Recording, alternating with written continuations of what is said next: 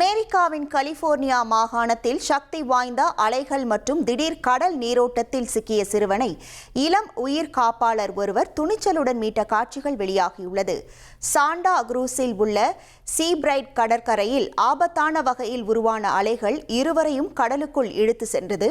இருப்பினும் துணிச்சலாக போராடி சிறுவனை கரைக்கு அழைத்து வந்தார். பின்னர் மற்றொரு உயிர் காப்பாளரும் உதவிய நிலையில் சிறுவன் எந்த பாதிப்புமின்றி பத்திரமாக பெற்றோரிடம் ஒப்படைக்கப்பட்டார்.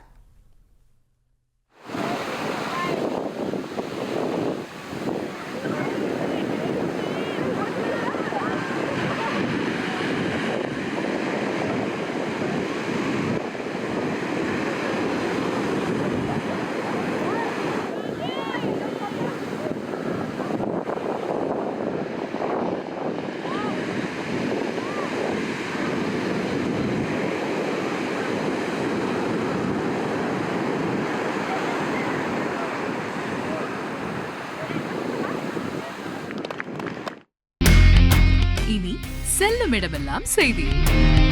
தந்தை டிவியின் வாட்ஸ்அப் சேனலை ஃபாலோ பண்ணினா செல்ல இருக்கும் இடமெல்லாம் செய்தி. இதோ QR கோட் இப்பவே ஸ்கேன் பண்ணுங்க, ஃபாலோ பண்ணுங்க.